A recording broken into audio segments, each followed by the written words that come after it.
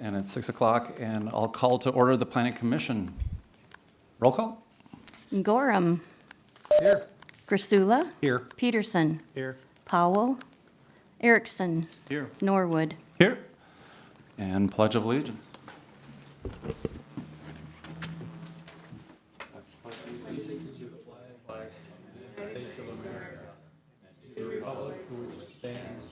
One nation, under God, indivisible, with liberty and justice for all.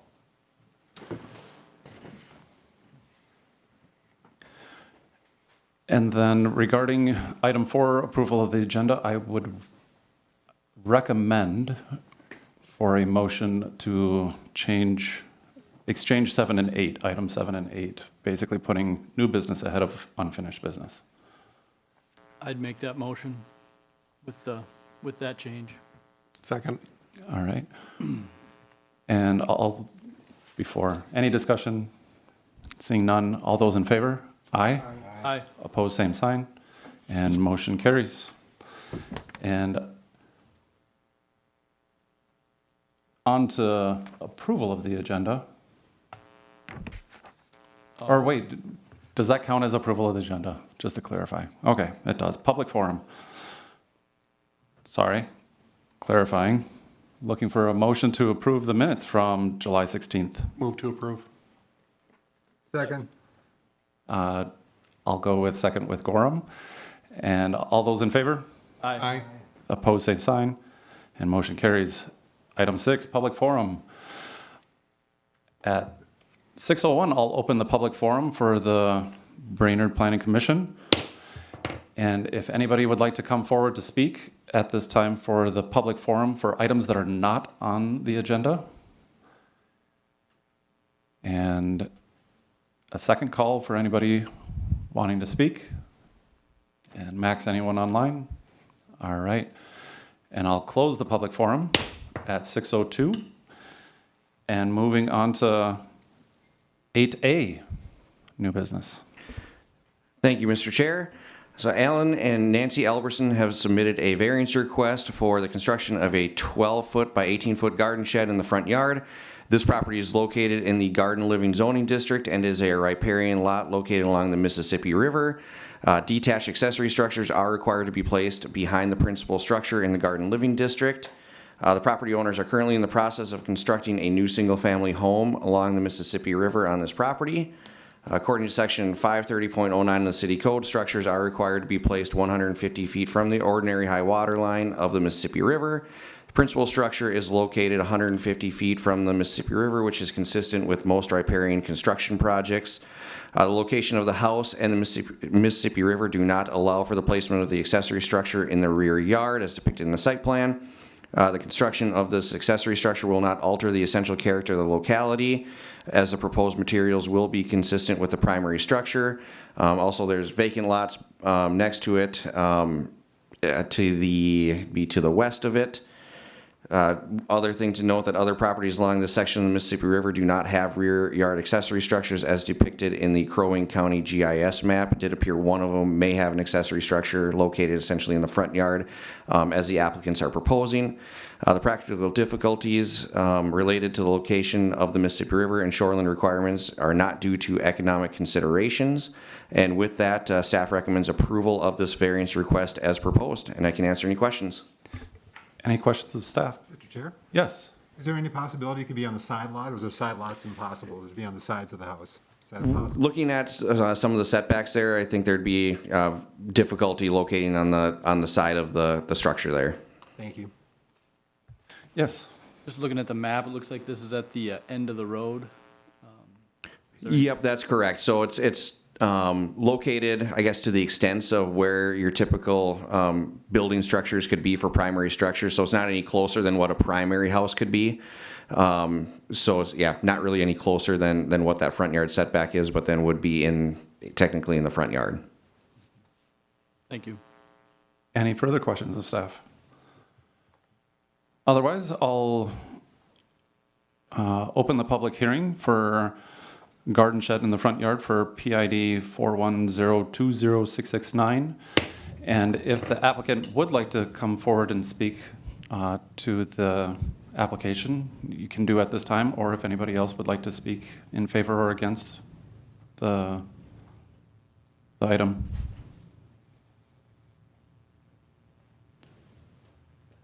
Hello all, my name is Scott Ransom. I live 2 doors down from the new house the Albertsons are building. I support their variance. Just real quick for the record, we caught your name, last name, and address. 714 Mississippi Drive. Awesome. Any questions? All right, thank Thank you. you. And second call. Oh, all right. Good evening. Good evening. I'm Alan Albertson, the applicant, and my wife Nancy sitting in the back row. We appreciate the consideration. It would certainly make things easier to put those things, keep everything under cover, and the garden shed will be built with matching exterior to match the house, so can guarantee you that it won't be something that looks out of place. Any questions of the applicant? All right, seeing none, thank you. You bet. And one more call for anyone wanting to speak to the variance application for 722 Mississippi Drive. And seeing none, I'll close the public hearing for a variance request of 722 Mississippi Drive at 6:06 and bring it back to the commission table. Any questions at all? Otherwise, seeking a motion for approval or denial of the request? I'll make a motion for approval as stated. All right. Second. Any further discussion at all? All right. All those in favor? Aye. And opposed, same sign. And motion carries. And next steps? Yes, so as the Planning Commission is a recommending body, this will go to the next City Council meeting, which will be on September 2nd, Tuesday at 7:30, because Monday is a holiday. And so you can look forward to that meeting. Thank you. If you guys want, you can sneak out. Thank you. And on to the next item, 8B. Yes, thank you, Mr. Chair. So Courtney and Joseph Douglas have submitted a variance request to expand on a nonconformity to allow for the construction of a vertical addition to their house. The foundation of the home is currently 4 feet 10 inches from the fence line. The TN1 district requires a 5-foot minimum side yard setback. The fence line is not official, but in the absence of property pins can reasonably be used to establish the fact that the house is located on the property. As this is a vertical addition, staff is not requiring a survey of the property or property pins, but is requiring the applicant to apply for a variance. As proposed, the roof line is changing and a gable is being added to the north side of the property. With that, variances may be granted when the applicant for the variance establishes that there are practical difficulties in complying with the zoning ordinance. Certainly this home is historic and was constructed prior to current setback requirements, prior to the current zoning code. The proposed materials and design are consistent with the surrounding structures and will not negatively impact the historical characteristics of the home and the neighborhood. What's proposed to be added to the second level will actually enhance the characters of the home and provide another design element as required by code. Also, there are no economic considerations with this variance request. So with that, staff is recommending approval of this variance request as proposed. And I can answer any questions. Any questions of staff? All right.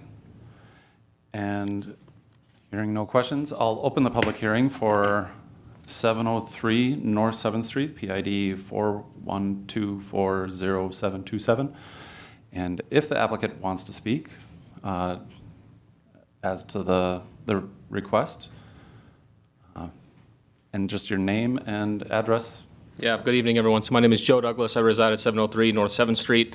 Thank you for the consideration for this addition to our home. We lived in the Gregory Park area since 2016, raising a young family of 4 young children. We love the home. We love that the turn of the century area. My children all go to Lowell Elementary School. one of the best schools in the area, so we're looking forward to, getting approval to, add some additional space and additional bedroom for our 4 kids. So thank you for the consideration. Any questions of applicant? All right. Yeah, well, you answered the question, but that was going to be one of my questions was, what, you said it's a bedroom, so we're adding a unit, a housing unit essentially to the, Yeah, right now the existing roof or attic is unfinished. It's unfinished space. And the roof needs to be replaced anyway. And so in doing so, and when the house was built and that roof was built, turn of the century, that existing roof is not really to code, so we wanted to turn it into finished space. So there will be a finished bedroom up in that 3rd level, correct? right? Yep. Thank you. Any other questions? All right. Thank you. Thank you. Anyone else wanting to speak to the variance request? Anyone online? And 3rd time, just for, all right. And I'll close the public hearing at 6:11 for the variance request at 703 North 7th and bring it back to the commission table. Looking for a motion or discussion. Just one, I guess, quick question of James. In your recommendation, you say that the property pins are, I guess, technically unknown. I think that's pretty common up in that older neighborhood. And given that, I guess, we don't even know if it is that, it's a matter of inches we're talking. And so given we don't really technically know where the pins are, I would be in favor of approving this. Just wanted to. And I'll just add to that. If this were to be a potential expansion towards that property line, staff would have then required a survey with property pins, which can be a little bit more lengthy in these historic neighborhoods to try to figure out where the exact property line is. But being this is a vertical addition, this was staff's recommendation. Great, thanks. All right. Any other questions of staff? Otherwise, seeking a motion for approval or denial. Mr. Chair, I would move to approve. Second. I am going to give it to to Dave. Sorry, Ted. And any further discussion from the commission? All right. And all those in favor? Aye. Aye. And opposed, same sign. And motion carries. And next steps? So this will be heard at the September 2nd City Council meeting in the council chambers here at 7:30 for approval or denial of the variance request. All right. And Mr. Douglas, if you don't want to stick around for the lengthy, boring stuff, you don't have to. If you want to. Awesome. We do have an open seat on the commission. We do. Just saying. Happy evening, gentlemen. Thank you. Thank you. All right, and moving on to item 7A. Yes, thank you, Mr. Chair. So this is a continuation of the review of the sign ordinance. So from the last meeting, staff did take a look at a few other provisions in here, along with the direction from the Planning Commission to look into lighting and reaching out to a sign company. So a few of the other things that staff kind of viewed in here as potential changes and recommended changes would be to remove the requirement that only 2 signs can be placed on the facade of the building, and the requirement that signs display the primary name of the business only. There's just a lot of examples. If you look at Walgreens or Cub Food, where you have to indicate pharmacy, or some other things where just requiring 2 signs are going to be a challenge for some businesses. And with that, there still would be the requirement that signs can only take up 15% of the facade. So they could have more than, as proposed, more than 2 signs, but they could still only take up 15% of that facade. Also adding 3-dimensional signs to approved window signage in addition to vinyl and paint. This would be, potential tubing for like open signs, or, stating closed or something like that. But then would still prohibit, essentially paper signs from being put into windows. Also adding the provision that every sign shall be constructed in a professional manner and shall not cause blight or negative impact. Certainly a gray area there, but, something that I believe was in the spirit of what the EDA is asking, is to kind of improve our signage standards. Also, kind of the one that was directed from the Planning Commission on the lighting, staff is recommending, just because there's so many things to this at this time, removing the lighting requirements from the proposed ordinance, just leaving in the provision that's currently in there, that it is not so bright to distract oncoming vehicles or drivers. Staff did reach out to a lighting company and determined, or a sign company, and determined that Kelvins aren't really used for consideration for signs. Rather, nits are what's used. Also looked into what dark skies, which was what we use for the lighting ordinance, what their recommendations were. And their recommendations really revolved around digital billboards.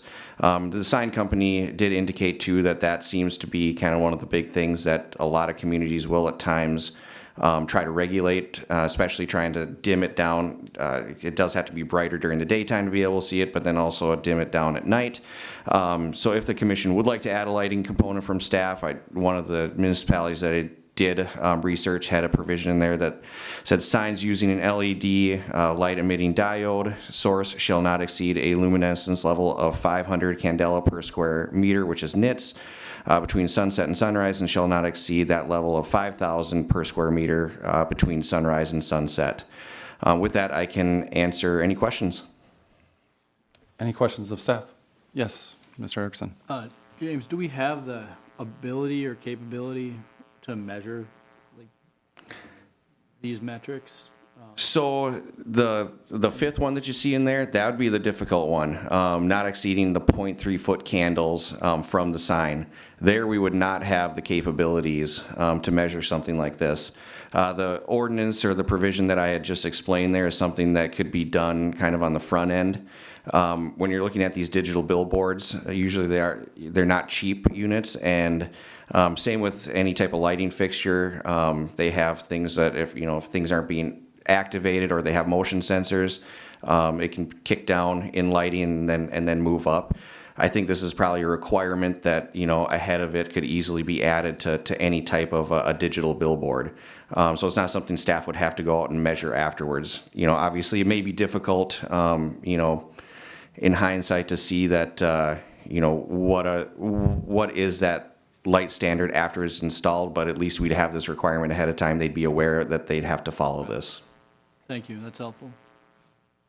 Any other questions, Mr. Peterson? Yeah, James, I have a couple of questions. One is with that lighting at the night, I would like to see that a little bit less. Some of those signs are a little bit bright out there, but every time a permit is pulled, like put up a new sign or change a sign, they need a permit to change the sign? Not to change a graphic. So if it were to be, an existing sign, Yep. one example, I think Rosalini's on Mill had just changed the graphic on there. That doesn't require a sign permit. If you were to put up a new pole sign or any type of new signs along the wall, we're making sure, not only from a zoning perspective, but also that it's meeting building code as well, that it's being affixed to the structure properly, and that there's proper anchoring if it's a pole sign. So. But nothing new if it goes to a lighted sign per se or anything like that? If they were adding lighting to it, they'd probably have to pull an electrical permit on something like that, but perhaps maybe not a building permit. I'm just thinking that might be one way to look at this lighting situation. So if they switch from, cardboard sign to a digital, and I'm not saying a $500 permit, a $25 permit that they have to come in, then they can show what nits they have or whatever on it. And we're just gonna say, yes, that's probably fine, because you rely on the professionals at that point. That's correct. That's the typical, that's what we're looking at when we're reviewing lighting for parking lots as well. Yeah. We give them this requirement. We're making sure that they meet the specifications.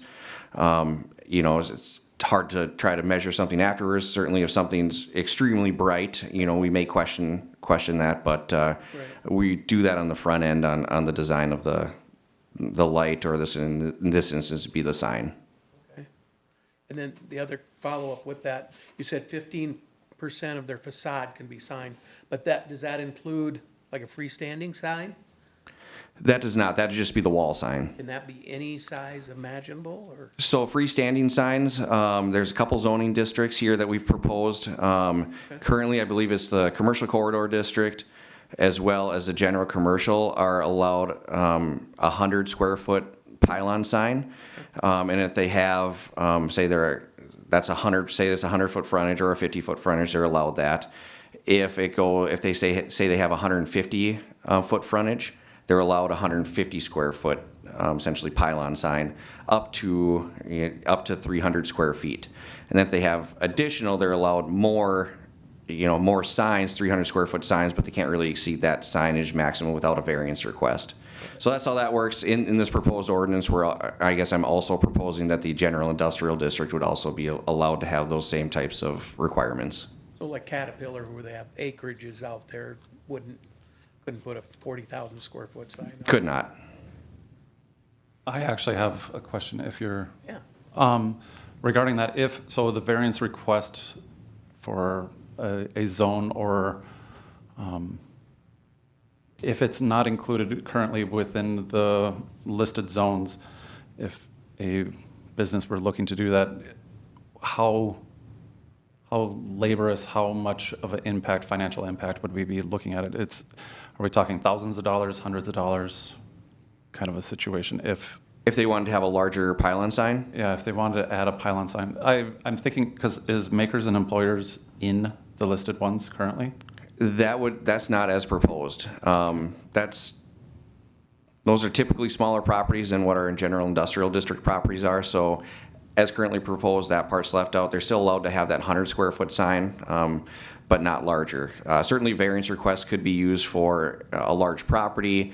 I know one of the sign variance requests that we had from a few years ago is because it was the right-of-way distance on Business 371 was further away than typical property, so perhaps they need a larger sign if they have a larger setback from right-of-ways, or if the property is very large, that might be a unique circumstance where a variance could be considered.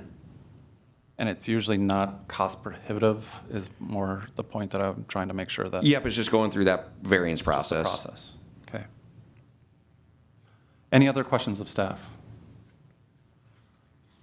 Into a different portion of a question I have of staff. For our lighting requirements that we do have, how does the lighting requirements that we currently have within Chapter 515 end up for impacting our signage and property for outdoor lighting specifically? So our current ordinance just talks about brightness cannot be so distracting to oncoming drivers. There has been a few signs that I've had to, that they've been close to the right of way. I do give them that kind of warning that you do have to be careful with that. Certainly there hasn't been major issues with that. I know there's a picture of the Holiday gas station that was provided. If we were to get complaints on that, may have to be addressed in those situations. Other signs that have been placed close to the right of way that I have warned them seem to not be an issue. And when there is problems with those, or if there is problems, how does staff end up going about enforcing or measuring or finding the metrics so that way it is not subjective? Currently, it would be somewhat subjective the way the wording is. Okay. And then within city code for billboards, section 415, there is illuminated signs and flashing signs that are listed there.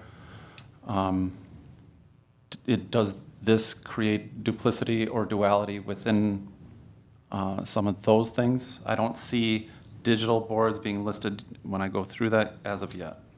It does not. The provision that staff had indicated would actually add some specific specifications to it. Currently does not talk about it. It talks about flashing signs and such, but does not have a certain nit level that they'd have to adhere to. Would that recommendation be specifically for that section 415 billboards? Staff would look to see, the best place to position something like that, but the recommendation from staff, if a provision were to be added, would be specifically recommended for digital billboards. Any other questions of staff at this time? Yeah, I think I know the answer to this, but you know, if we take action on this, recommend it, council approves it, then this will be the new ordinance, and it will apply for new construction and anytime there's a change, or how do we handle any kind of retroactive? That would be through I'd have to talk to the city attorney for kind of the more temporary signs, some of the banner signs that are currently up. Certainly, if you change ordinances and there's certain other standards for like property maintenance and such, you have to adhere to that when the ordinance is passed. It would for sure obviously tackle new signs, any type of, there is a provision in here, signs that are currently where the business is no longer in operation. I think it would apply to that for sure. Whether you'd be able to remove current banner signs, I'd have to look into that a little bit more. Certainly it would apply to new signs. Okay. Thank you. Is anyone prepared with a motion as of yet? More, just. Or more questions? A little more, Son? well, actually for us, more than Okay. anything. With that, with the lighted billboards or the digital ones, I mean, is that an idea that people like or not like? I mean, I don't know. To keep, that's what there's a couple of them out there that are pretty darn bright. That's the one thing I would say. The ones that are there now, I don't know if you do anything about it. But anything that's new or changed, even if they're taking a billboard, I'm just throwing it out there. What the consensus is. I think it's reasonable to consider. I don't know what the specific number or metric is, but, think about it from a highway or roadway safety standpoint. I mean, Right. not just two things. First, a safety, and then, of course, just simply an aesthetic community. I get distracted easily, so I'm looking off to the side all the time. And I don't know, we've talked about this, and you're specifically talking about billboards, but just the electronic signs, I mean, there are some that are just Yep. obscenely bright, in my opinion. And they're shining right at homes. Right. All night long, flashing, switching things Yeah, out. billboards, business signs, whatever. I don't have a problem with it, just that, later at night, they sometimes can be pretty darn bright. Mr. Chair? Yes. We take provision number 2 that we have sitting there, the intensity of the sign lighting shall not exceed that necessary to illuminate and make legible a sign. Can we apply that to billboards? So it gives you so there's a mechanism there? It's a vague mechanism, but could we put a mechanism on billboards? Well, James you had numbers from other communities that. Yeah, so I can explain that a little bit more. So number 2 could be added, kind of to what our current lighting ordinance is, just to strengthen it a little bit more, and that could apply to all signs. Certainly some of the other provisions I'm a little weary of how it would affect future signage. The one that I explained earlier that talks about the 500 nits at night, and then I think it was 5,000 during the day. That was taken from another municipality, and when reviewing, I added the table on there from Dark Skies. It's not to the levels of what they had potentially recommended in there. It's a little bit higher than that. I think they had 174, 200 levels at night. So I think this would be a good starting point, is 500 at night, and see what that looks like. And then potentially, it could be lowered in the future if needed. But at least this would add some type of provisions in there, but maybe not be so restrictive that right off the bat to really affect potential signage in the city. Max, if you'll scroll just a little bit up to page 7 of 38. Under staff's proposed changes, staff was recommending the following changes from the last meeting, and some of those do include the removal of the additional lighting requirements, though they are included a little bit further below. Some of the concept within that, for me personally, is the expediting of the lion's share of the design elements for this ordinance.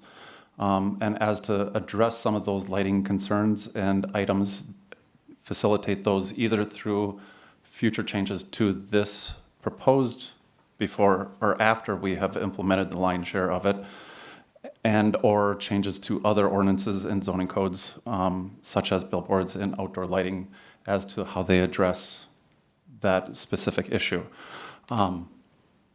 There is pressure as to work this through and get it in place. And some of that has to do with the construction project of Washington Street 210 that is coming up, and EDA potential grant funds that might be utilized for some of those businesses to be able to do that. And right now, without a strong or qualitative ordinance in place, it's very loosey-goosey. And so yeah, that's an unofficial term. But trying to get the lion's share of the design standards and make sure that we get things in place in a timely manner for the sake of that, and then address the lighting portion so that way it's not going to end up getting hindered by the conversation of lighting and how we want to facilitate and enforce that. So the proposed changes of the number 4 is, I would like to talk more about lighting, but I personally don't necessarily want to try to tackle that in this specific ordinance at this time. I would like to remove the additional lighting requirements at this time. Mr. Chair? Yes. I'm okay with that if we place it on the agenda for further discussion. We just don't kick the can down the road. We put it on our itinerary. I strongly agree. All right. So just as it says in number 4, is that? Yeah. Yeah. That is, and if it needs to be included in the potential motion, I don't see any issue with that. If it needs to be a separate motion that we can add, so that way we're adding that to the agenda, that is more than amenable. But the staff's recommendations as far as the potential changes, those are some of the ones that I want to make sure that we do discuss and nail down, so that way we have a pretty solid draft for public hearing potentially at the September, if I understand staff. Yeah, so staff is recommending, really directing staff to any changes that I've presented here tonight to be brought to the next meeting for a public hearing. So with including number 4, meaning pushing off lighting to a specified date, and I'm fine with that too, but the discussion we had about billboards and lighting that we had essentially, and I'm not saying we're being redundant, because I think we can have a larger discussion, but essentially there would be any of those things we discussed would not be included in this motion. It would be discussed later. Later. Okay, that's fine. Otherwise, seeking a motion for future discussion and or a vote. We had a pretty wide-ranging discussion, so I'll make Yes. the motion. I'm happy to, but I don't want to make sure I'm missing anything. But I would make the motion to recommend the following changes from the last meeting, which would include staff's recommendations 1, 2, and 3. Well, sorry. Make the motion to include staff's recommendations 1 through 4. Was there anything else that we discussed that I'm going to be missing? The major thing was the lighting portions of that. So we did talk about 1, 2, and 3. 4 is the one that I'm highlighting as per the conversation that we were having about lighting of signs. And I'm hearing the consensus of the Planning Commission, and 4 is putting off the conversation of lighting to a later date. Okay. So as it's stated here, it's changing the ordinance. So we would remove, the motion would be to take staff's recommendation 1 through 3, and then have the lighting discussion at a later date, which I don't think we need to add that in the motion, but. It would be following with staff's recommendation. It was just, That's really what 4 is saying. yeah. It would be following along with the of all of staff's recommendation, all 4 items. but yes. And I'll just clarify, all 4 of these recommendations are already in the proposed ordinance. So you could just recommend the proposed ordinance to move forward with the public hearing at the next meeting. Okay. So I just wanted to point out that these are changes the staff has made Max was from the here. last meeting. Okay. Max was here for 4:30, and I made things so confusing. No, and thank you for clarifying. I guess I'll restate the motion then. Take staff's recommendation, including 1 through 4, and to schedule a public hearing for the next planning commission meeting. I will second that. And motion by Erickson, second by Gorham. Any further discussion? Seeing none, all those in favor? Aye. Aye. Opposed, same sign, and motion carries. I gotta go way back up to the agenda because I think we're at item 9. I'm pretty sure we're at item 9. Thank you, Mr. Chair.